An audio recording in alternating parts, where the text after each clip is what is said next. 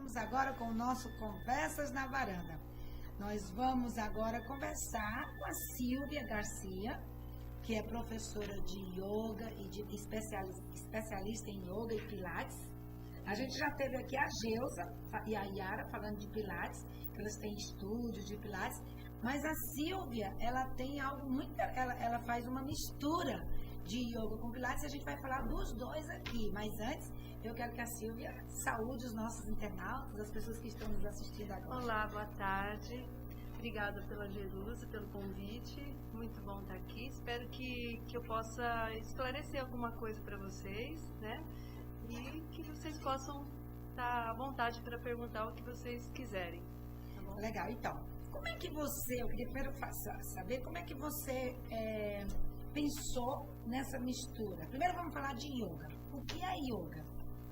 Então, yoga é uma técnica que todo mundo já ouviu alguma coisa sobre yoga, né? Todo mundo já ouviu alguma coisa sobre que yoga é muito ligada ao misticismo oriental, à filosofia oriental, e é uma técnica também de exercícios que foram trazidos para o Ocidente, né? Então, na verdade, a yoga é um trabalho que une três coisas: a parte física, a parte mental e a parte espiritual também. Nesse sentido, ela é também não deixa de ser um método de autoconhecimento, de crescimento pessoal também, não apenas em termos de saúde. Então, porque muita gente, principalmente os cristãos, eles têm muitos preconceitos Sim. em relação a yoga, porque eles dizem, não, é uma religião oriental, tem a ver com budismo. É budismo ou hinduísmo que tem a ver com hinduísmo? E então eu não vou fazer. Você, como professora de yoga, como é que é isso? Então, eu não vejo desse jeito. Eu acho que dá para a gente entender o seguinte: a palavra yoga em si, ela significa união. União do quê? De você unir a parte física nossa, a parte mental e a parte espiritual, né? Que está tudo ligado, na verdade, né? Uhum. Então, na Índia, essa técnica foi usada para um desenvolvimento espiritual, porque justamente eles têm uma outra religiosidade. Então, foi uma técnica que o hindu usou, que o indiano trouxe, para ele se desenvolver espiritualmente, né? Então, ele usou dessa técnica, né, usando a prática física também, para um desenvolvimento espiritual. Mas para nós, que a gente tem uma yoga muito mais ocidentalizada, até mesmo pelos americanos, porque foram os americanos e franceses que foram trazendo a yoga para o Ocidente, né? Uhum. E ocidentalizando mais isso. Então, hoje em dia, você pode usufruir do benefício da prática da yoga para você se aperfeiçoar na sua própria religiosidade. Né? Não significa que você, fazendo uma prática de yoga, que vai trabalhar o quê? Vai trabalhar posturas, flexibilidade, vai melhorar a sua capacidade de respirar, concentração. E isso tudo vai te ajudar na sua própria religiosidade, né? Que vai te ajudar o quê? A se concentrar mais, a se aquietar, quando você faz uma oração. Então, Legal. Então é uma coisa muito positiva que, assim,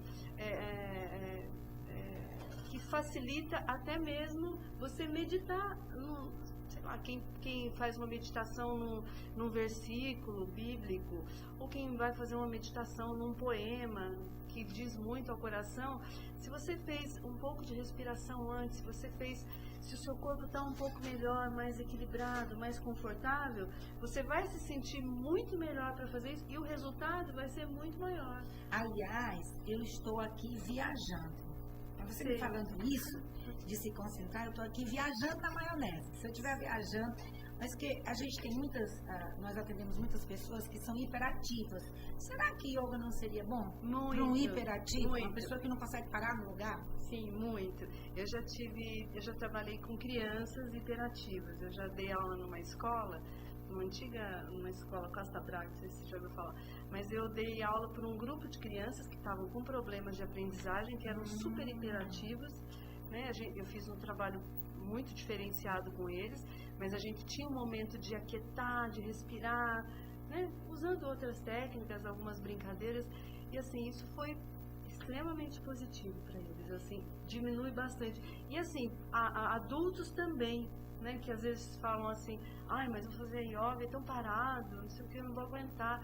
Mas assim, e aí a pessoa começa a fazer e ela descobre que não, que ela vai conseguir aquietar um pouco, e que essa agitação, que não é natural... Nem é bom também? Que não é natural e nem faz parte do nosso...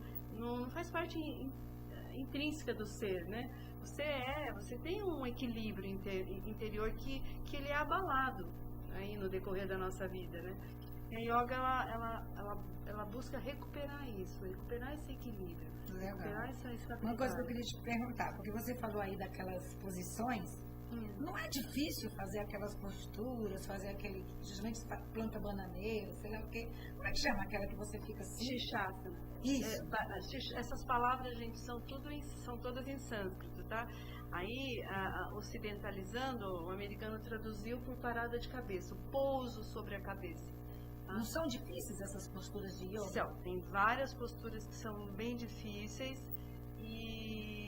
mas existe um processo de trabalho. Você vai preparando as aulas sempre tem que ser um preparo para que o aluno vá conseguindo fazer uma postura um pouquinho melhor, uma outra, para ele chegar numa outra postura. E a gente usa bastante suportes, né? Isso é uma coisa não só ocidentalizada, mas também na Índia. Você usa suportes para facilitar com que a pessoa consiga fazer um pouco melhor essas posturas. Porque senão a gente teria que ter pessoas ideais, né? Perfeitas. Então, uma pessoa bem gorda, uma pessoa que tem um defeito no pé, uma pessoa que tem um problema que ela não movimenta mais o joelho, não poderia estar excluído, não pode mais fazer, né?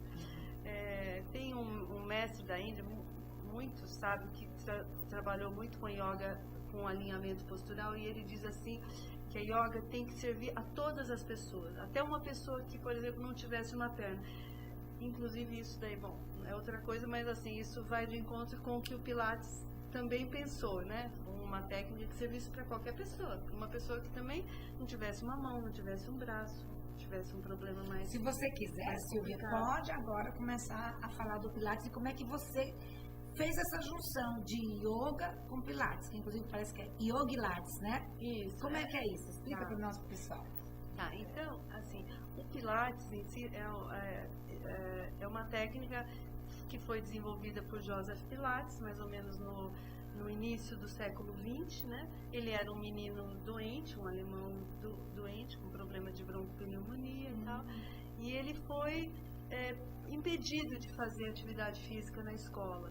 E ele era louco por fazer atividade física. E naquela época não tinha essa ideia, tem broncopneumonia, então vai nadar, vai fazer isso, porque vai... Não tinha que ficar quietinho, porque senão tinha aquele ataque de tosse, né? Aí ele começou a pesquisar, a perguntar aqui e ali, aí ele começou a fazer algumas atividades físicas.